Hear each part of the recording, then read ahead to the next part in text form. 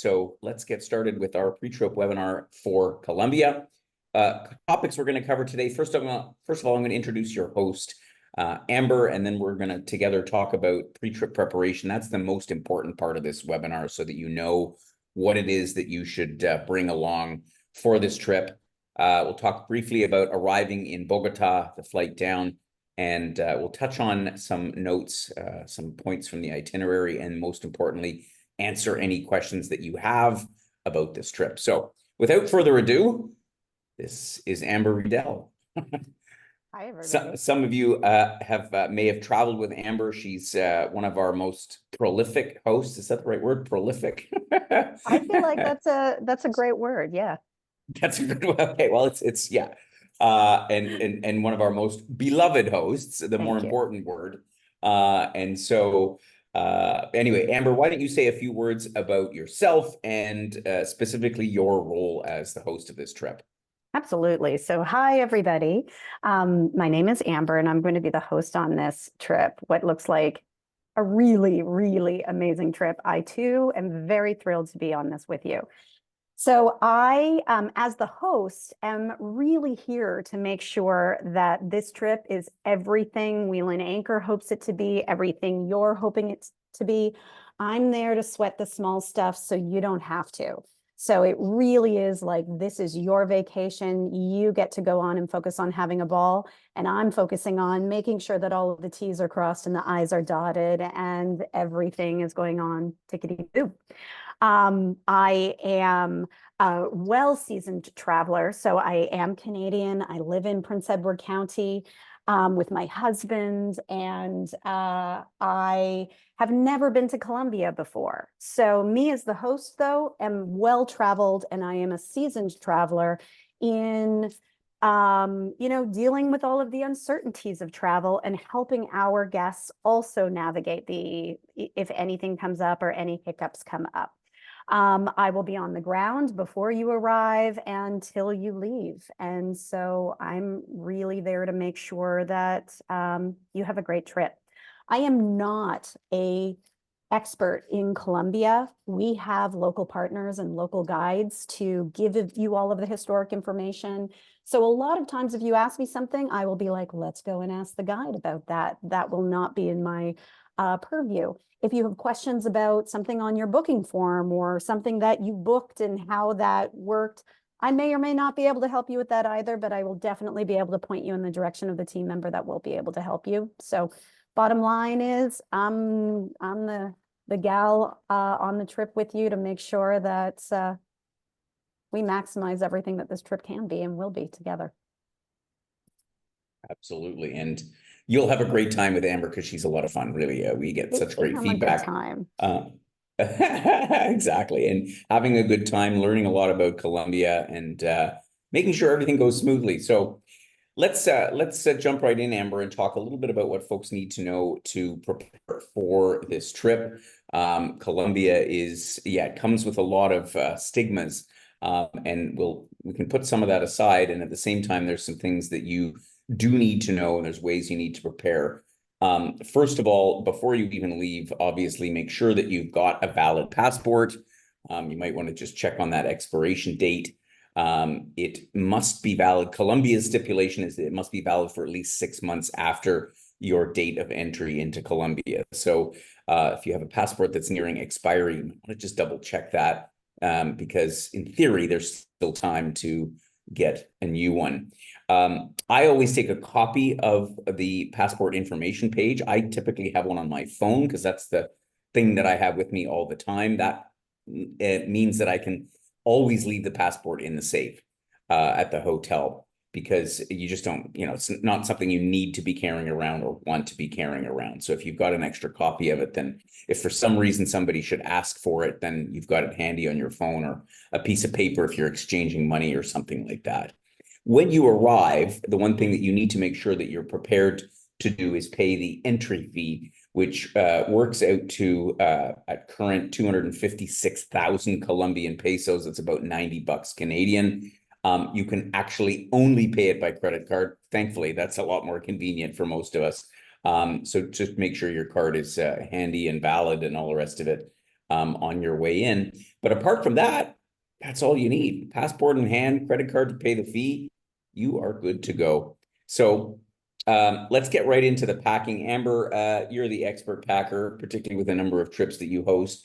You want to say a few words about packing and what folks should bring for this trip?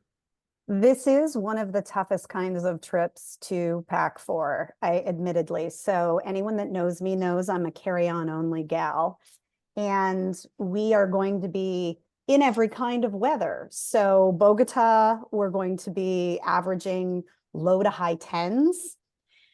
Medellin is going to be a little bit warmer, like it sometimes approaches 20 or is in the 20s, and Cartagena is going to be tropical. So we're going to be in high 20s. So we get to showcase a lot of different outfits.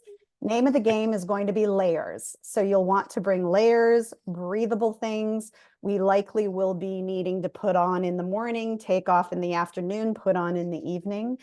Comfortable walking shoes for sure in Colombia is going to be necessary. Everywhere we will have uneven terrain regardless of where we are. Cities, some of the cities will be a little bit more, but still there's a good amount of walking. And for that reason, I always recommend at least 2 pairs of shoes that you can switch between, despite wanting to stay on the lower end of the amount that I'm packing. Because we're going to be doing a good amount of exercise, you want to be able, you can swap through so that if you start to get hot spots or blisters, changing to a new pair of shoes often will alleviate all of that kind of thing. Despite the weather though, swimwear for sure, because hotel pools and reports are people swimming in the pools. So the pools could be warm enough for us to be swimming. Given that the Canadian weather right now is trying to kill us in Ontario with the temperatures, I am swimming even if I'm only in my high tens because it is better than what I'm dealing with today. We definitely are likely going to see some rain. So that's the other thing that you kind of want to be prepared for. So a packable light rain jacket, an umbrella is always great. Some kind of think through your footwear. So any footwear that is Gore-Tex or the Allbirds that are the weatherproof sneakers. I often, even though I'm a sandals gal, so I have the like UVA Birkenstocks that if I have to, I can pull a pair of socks on to be warmer. But if it starts to rain, I can pull them off and they're totally waterproof. And I'm like Bob's your uncle, you're good to go. What else? Sun protection. So because we are going to be doing a lot of outside, we're going to be out and we're going to be hat, sunglasses, sunscreen, always a good thing. Wheel and anchor trips, we are casual trips. We are not doing like black tie anything. So on leaning towards the casual side is always what we recommend. Biggest thing to keep in mind, though, is we have a lot of internal flights. So we're taking, what, 3 flights internally? There is a luggage allowance limit of 23 kilograms on all of the flights. And so if you're over that 23 kilograms, there will be things that you have to pay. Some airlines now are starting to make you take things out and get it under that, and you'll have to carry it in like a plastic bag. Like I've been watching this happen around the world in airports lately. So I just recommend that you not hit that 23 kilogram threshold because we don't want to be carrying your things in multiple bags as carry-on. Not to mention you want to leave room for souvenirs. Always. Jewelry doesn't take up a lot of room though, so you can always buy lots of jewelry. Yeah, exactly. Leave the ceramics behind, but take the jewelry. Exactly. Absolutely. Yep. Absolutely. Yeah, I think you pretty much nailed it. The good thing is on the electrical appliance front, it's the same plugs and voltages at home. So that's good news for a change. You don't need any adapters. You don't need anything. Just you're good to go. It's 110 volts with the same plugs. So that's one thing you don't have to think about. I do, one of my little pro tips is Ziploc bags because they come in super handy. You can use them as packing cubes. You can use smaller ones to put in your phone or your wallet or anything that you want to keep dry in case you do get a sudden spot of rain. Those kinds of things are always handy. But I think I think that's basically it. You covered off pretty much everything that's on our list of things that one should take into account. It's going to be varied terrain and there's going to be a lot of walking. So as Amber said, just that's one point we just really want to hammer home, that you have the right footwear. Money. As I just said, the currency there is the Colombian peso. There's, it's one of those currencies where there are literally thousands of them to make up dollars. But that is the currency of the country. Now, it's not to say that, you can't, shop and haggle at markets using US dollars. But it's not like in the old days there. So, you can use credit cards widely, almost as widely as at home, certainly in Bogota, Medellin, Cartagena. Out in the countryside, the smaller markets, that's when you'll want to have some cash. I don't think you need gobs and gobs of cash, because on this trip, a lot of the things that you might otherwise spend money on, i.e. meals, are included. But having some cash is handy. There are ATMs. You can use your credit card and debit card pretty much all the time. I mean, it's always good to have more than one card in case for some reason one doesn't work. We, of course, suggest using the Wise card, because the Wise card is, you can load it up with Canadian dollars. You can use it like a debit or credit card. You can withdraw money at ATMs. The first $350 of Canadian dollar equivalent is free withdrawals, which is not to say if the bank machine charges a fee, you're going to have to pay that regardless. But at least on the bank side, I know that when I use my Canadian card to withdraw money, you tend to get nailed by your bank for withdrawal fees. So the Wise kind of gets around all that, and the exchange rates are the best. So you might want to consider using that. And then you have you can load it up with whatever your spending budget is, and then you have a rolling tally on your phone. So that's another way to go, is you kind of know, you kind of monitor your spending a little bit easier because it's a very simple interface. I think that's it about money. Is there anything else we need to talk about there? Amber, don't why think don't you share with them a little bit about gratuities, how the tipping works? Yeah, for sure. So in Wheel and Anchor trips, the gratuities that are included are a majority of the gratuities. Porterage at the hotels when porterage is available, we take care of. The local guides that we'll be using for sightseeing, Wheel and Anchor takes care of those gratuities. It's included in your trip. Drivers for the half or full day excursions, and waiters during the meals that are included in the program are all taken care of. Gratuities that Wheel and Anchor is not taking care of, that is at your discretion, would be the airport transfer, those drivers, housekeeping, specific hotel staff, or optional excursions that you're doing sort of on your own. That would be really at members' discretion, but for the most part, the lion's share, you do not have to worry about tipping. We've taken care of all of that. Yeah, perfect. If you are out on your own at a restaurant or somewhere, the tipping guideline is generally around 10%. If it's really good service somewhere, again, if you're out for a meal that is not included in our program, so around 10% is kind of the rule of thumb for tipping. Yeah, cool. Thank you for putting your questions. I forgot to mention that at the outset. Put your questions, please, in the chat box or the Q&A box. Doesn't matter, all the same to us. We will tackle them all at once at the end of the webinar. So thanks for doing that. I see some questions in there already. Let's talk about mobile communications. I'm first of all going to talk about your phone, and Amber's going to talk about the platform we use, Telegram. We bring your phone with you. These days, it's so handy to have a smartphone, regardless of where you go, for multiple reasons. When you have your smartphone there, you have a couple of options to access the internet. If you need to be online all the time, you can either use your roaming from home service, or depending on what provider from Canada. It is expensive, but it works. But it's the most expensive option. Or you can pick up a local physical SIM card. That's this little plastic thing that you see here that slides into the side of your phone. You can pick them up likely at the airport or somewhere in Bogota on arrival. They're usually not hard to find. That will be a far less expensive option for staying online, for having data, and potentially also local calls. Keep in mind, though, that when you take out your SIM card from Canada and you put in another one temporarily, you will have effectively taken your phone number out of the phone. So you can't receive phone calls or make phone calls or receive text messages to your Canadian phone number, because the phone number is basically what that little plastic card does. So keep that in mind. You don't have to, in this case, I think, get a local SIM card. More and more of our members are finding it's handy for Google Maps, for getting in touch with the host or other members when you're out and about. But there is Wi-Fi, certainly in the hotels. Most restaurants will have Wi-Fi, so you could get by with Wi-Fi.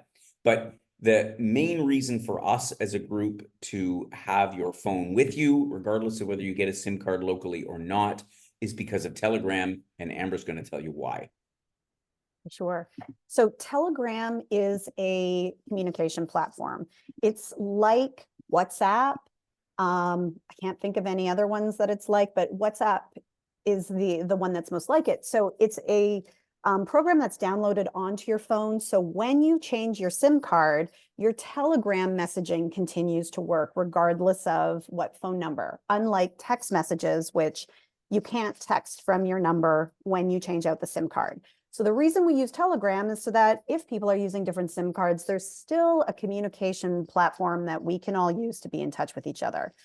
On Telegram, you'll set up your profile. You've received my Telegram information, and you'll put in my Telegram handle, find me in Telegram, and we'll connect in your contacts. And I want everybody to reach out to me before we leave on the trip so that we're connected. And this way, we know the entire trip we are going to have a way to touch base with each other. If you have a SIM card or you're on Wi-Fi, Telegram works. You can actually use Telegram to make a phone call. So if you get lost on the trip, you just get yourself on Wi-Fi, use your SIM card. You can actually use it like a phone and call me. We can locate each other. If you have questions about the trip or something that's going on, or in the morning, or you want to communicate, you can reach out like via text message sort of app. We also set up a group chat. So there's going to be a group chat so that as a group, you guys can all coordinate with each other, which is super handy because it's an amazing, easy way for you guys to coordinate going for a walk at night together, or having any optional meals together. If somebody finds a great shopping spot, you can share it on the group chat. So Telegram quickly becomes something that oftentimes we have people complaining about having to learn a new technology. However, within a couple of days, people are raving about using Telegram. And as far as I'm concerned, it's a game changer for us as travelers and being able to stay connected and feel safe and be able to disseminate information super, super quick. So if you have not already reached out to me, I know a number of you actually have, please do it in the next couple of days. The big thing with Telegram is you need to get it set up while you're at home in Canada and downloaded using your regular SIM, your regular phone number, because there's some security things. If you start to download it, put in your phone number, change out your SIM, and then continue the setup after you've changed your SIM, you actually aren't going to be able to complete the setup. So do it sooner than later and reach out to me. And if worst comes to worst, you're having trouble finding me on Telegram, reach out by email before the trip, and I will send you some easy ways to also help you connect. But really, really, really, you want to have this because while you're in transit, after you take off, if you have some kind of delay or you need to let me know that you've missed your connecting flight, Telegram is going to be the way that you get in touch with me so that I know how we need to reschedule the transfer and make new arrangements for you. So it is really important that you are connected to me with me on Telegram before you leave the country. Boom, there you go. That's Have it. it. So get Telegram set up before you go, and that's it. Do it. Perfect. Thanks for that. Let's move on and talk for a moment about our health protocols. Just a couple of very small points here, but nonetheless important. First and foremost, if at any point during the trip you should get any symptoms, if you have a cough or a sneeze or anything like that, please, please, please wear a mask, even if it's something that seems mundane or it's like, oh, I have an allergy. Again, and I've said this time and time again on these webinars, as are all of our hosts have, we we've all had the experience of being on a bus or in an airplane, and the person next to us or in front of us is coughing up a lung, and you're just thinking, oh my God, what do they have? We just want to avert all possibilities by doing that, and our members are generally great with this. People just are like, yep, this is 2025. You wear a mask if you're not feeling well, and you let Amber know, and she'll help manage the situation. So that's the most important point. But the only other couple things I wanted to say is we have a non-smoking policy on all of our trips, which means anytime during any excursions or anytime you're together with the other members of the group, we just ask you don't smoke. And you don't smoke, and that's just the right thing to do. But again, won't be anything new for us as Canadians. And just the last point as well, if you should injure yourself, or you should get feel unwell or anything at any point during the trip, please let Amber know. We want to make sure that we return you back to Canada in the same condition or better than when you left in. So in that regard, we may recommend that you see a physician. We just don't want to take any chances. So, if you happen to have a little trip and fall, or you scrape yourself or something like that, this is a different climate. There's other bacterias and stuff in the air and all the rest of it. We just don't like to take any chances. So that's the bottom line. We will leave it at that. So let's talk about your arrival. Just briefly, if you fast forward to the day before you leave on your trip, do pay attention to your emails, because the airlines are generally pretty good at advising if they anticipate that there's going to be a delay on departure. So that's always good. It's nothing worse than showing up at the airport going, oh, but the flight's delayed by 3 hours, and you could have stayed at home 3 hours longer. So that's important. If you are in a situation where the flight that you are scheduled to arrive in on, right? If you're flying direct, I think some people are flying Avianca direct from Toronto to Bogota.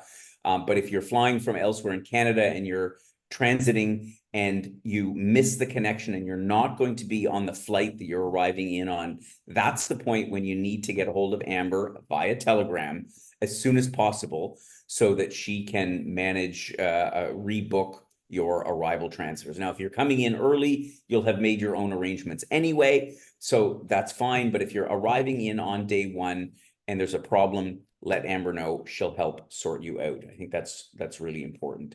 Oh, one other thing I wanted to mention about arriving in Bogota. So Bogota, as you may be aware, is high in elevation. It's at 2,600 meters above sea level, which is about 8,500 feet. That is, in the scheme of altitude, not super high.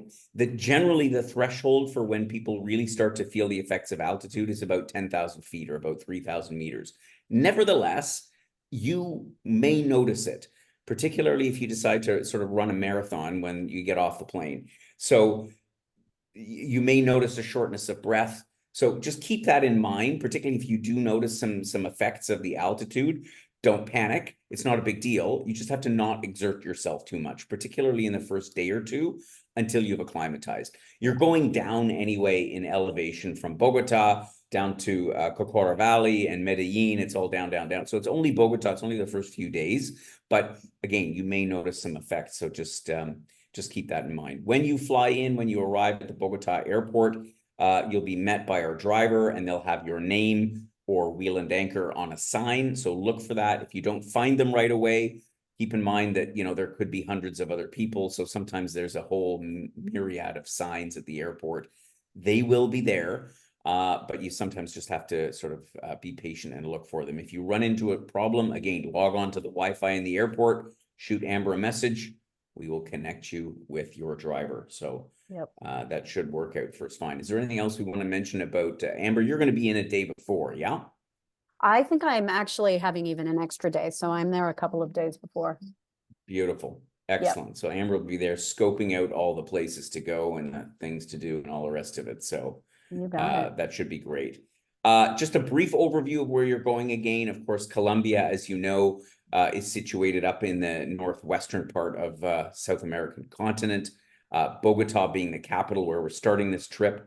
Spend the first few days there. Fly over to Pereira, which is down in the Cocoro Valley. This is the coffee plantation part of the country. From there, it's up to Medellin, which is now one of the cultural capitals of all of South America. Beautiful city. I'm particularly envious that you're going to see Medellin. And finally, up to Cartagena, which of course is the beautiful walled city on the Gulf of Mexico, and will be the final stop for this trip.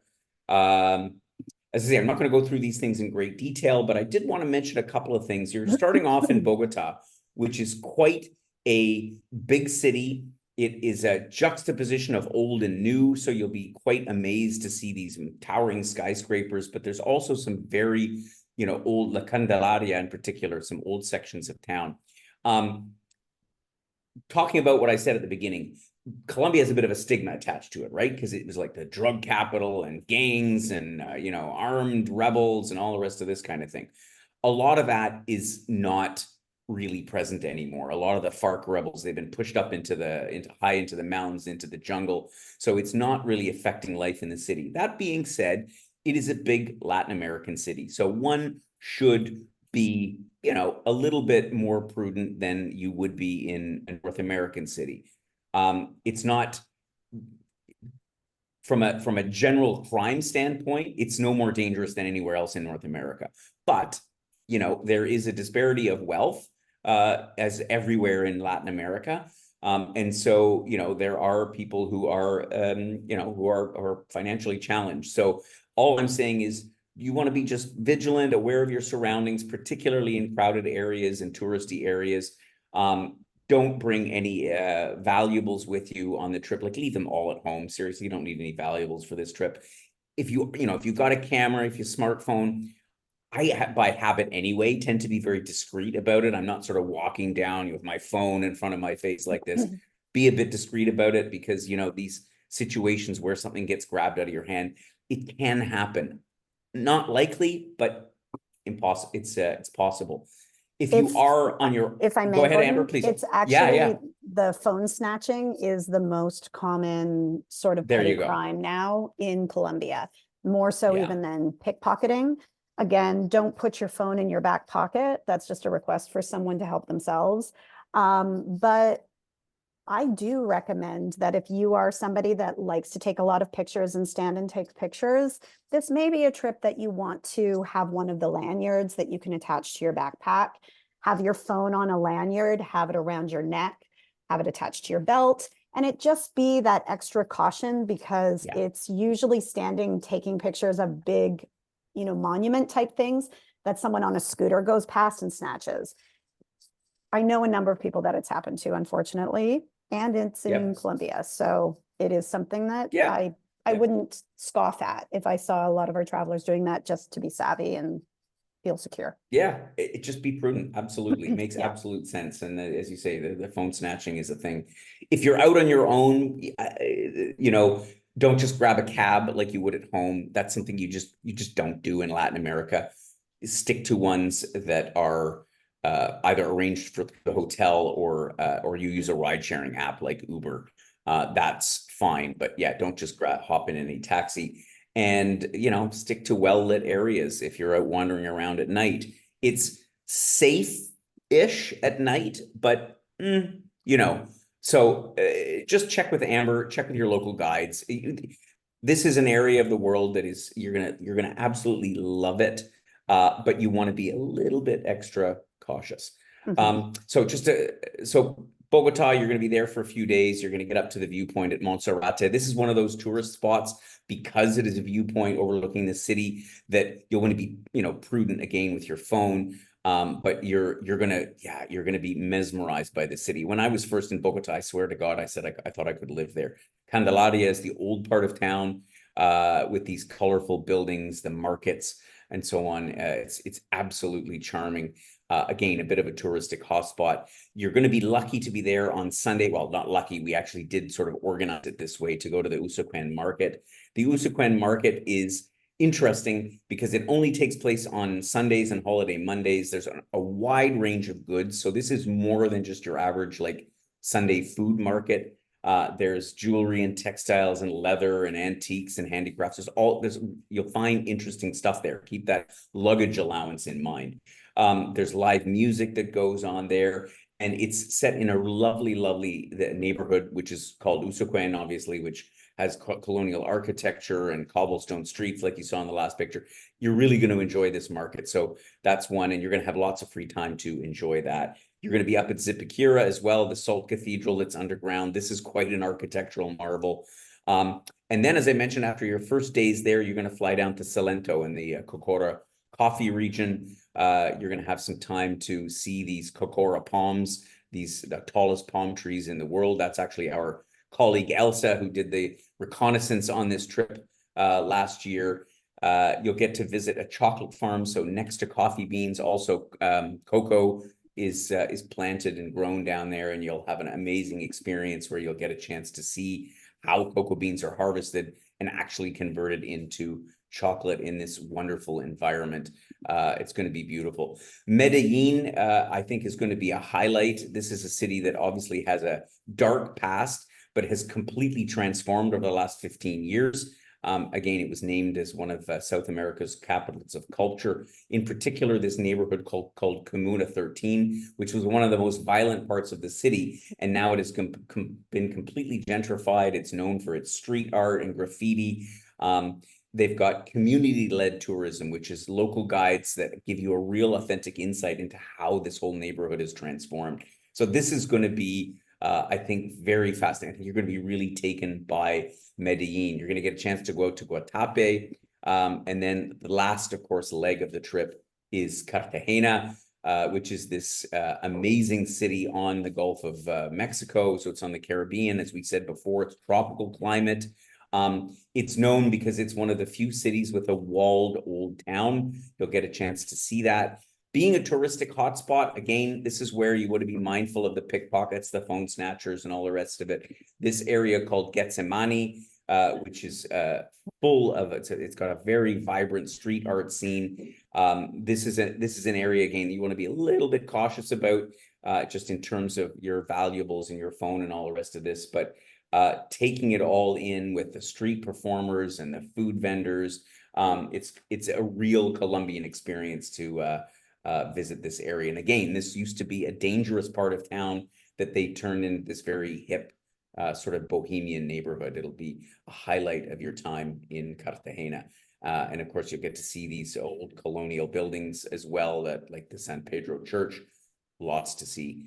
So anyway, that's just a few tidbits from what you can expect on your trip that's just about a month away. It's time to address any questions that have come in, and I see a couple of questions that have come in.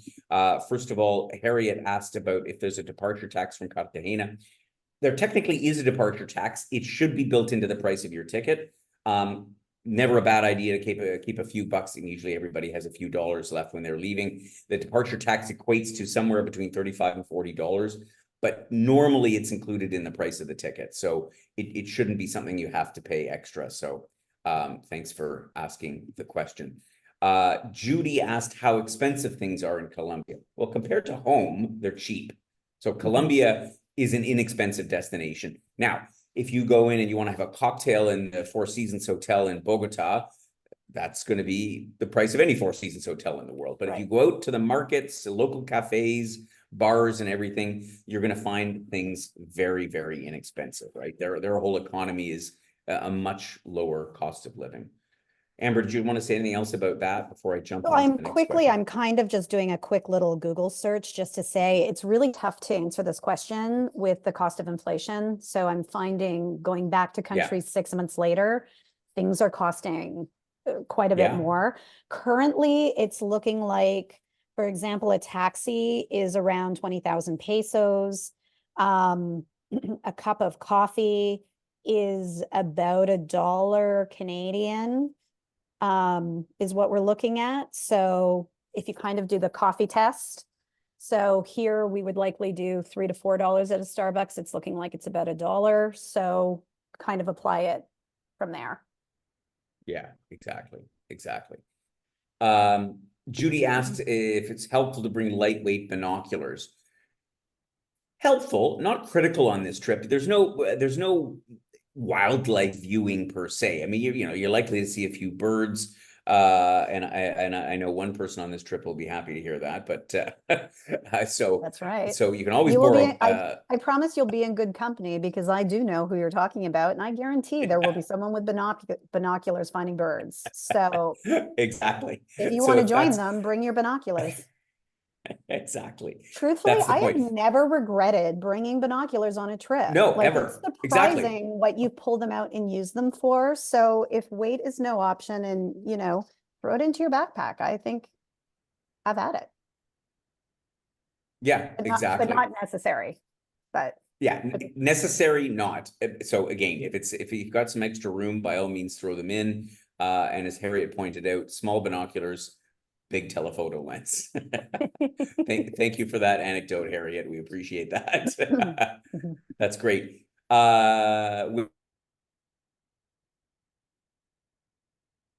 Gordon, you've frozen for me. I'm not sure if it's me or for Will everyone. Amber have a portable Wi-Fi as well? You didn't have Amber didn't have a portable Wi-Fi in Egypt. You would have had Eunice would have had a portable Wi-Fi as had in Egypt. So I can you still hear me okay? Because my connection is You're back. unstable. You're back again. You were I'm frozen for back. a moment. Yeah, Yeah. sorry about that. I've been having some internet issues. So no, Amber won't have a portable Wi-Fi per se. But if you are in a panic and you desperately need to hotspot for a message that's urgent, I'm Yep. sure she could arrange a hotspot for you. Yep. But a portable Wi-Fi is not in the program. So if you Nope. do anticipate wanting to be on the internet again, pick up a SIM card at the airport. It's not a big deal, and they will help you put it into your phone for you. So not to worry about that. This is Jim using Harriet's Zoom link. Yeah, got it. Cheers, Jim. Good. Thanks for that. Any other questions? Last chance to answer any questions. Of course, it's not the last chance. If you do have other questions, you can always drop a note to Paula. And soon, well, Paula, for now, we have a new person that's joining in sales support. Very well, she's actually on board, but we'll Yeah. be introducing you. I'm very excited about that. But as you will have dealt with Paula for this trip, if you need anything, drop her a note. She will get the answer for you. We want to make sure that you The other great are. thing is to contact me on Telegram because we can put you into the group chat. And oftentimes you can source the answers to your questions in the group chat amongst each other. Or you are also welcome to just reach out to me in a message on Telegram as well. I am happy to answer any questions that I can assist with. Yeah, exactly. It's good. Diane asked a question, how many people on the trip? Yes, forgot to mention, we have 13 people signed up for this trip. So it's a nice, small, compact group, perfect size for this trip. And I'll do one more plug for Jim, which is if you want to use the Merlin app, if you want to find some birds, Jim will show you how. And so, yeah, Merlin I is the have name to of say, the I am app. so excited about this. The last trip that I was on with Jim, I have never been so into birds. I feel like all I did though was point out seagulls for Jim constantly, like I had discovered a new bird. So hopefully my skills will come a little farther on this trip for you, Jim. There you go. And so it's just for one last point on that topic, according to Jim, there are 2,000 species of birds in Colombia. So if you were going to become a bird watcher, this would be a good time. Anyway, Oh God, this is fun. Oh God. this is fun. Anyway, thanks everybody for joining us. I think we've covered all the questions. Again, drop a note to Amber, drop a note to Paula if you do have any questions. Have a brilliant time. I look forward to hearing your feedback from Colombia. And I wish I was going with you, but Amber beat me to the punch, so it's all good. Perfect. And yeah, thanks for joining us on the webinar. We will send you a replay of this webinar just in case you missed anything. And we'll catch you all again very, very soon. Take care. Bye, everybody. See you soon. Bye-bye.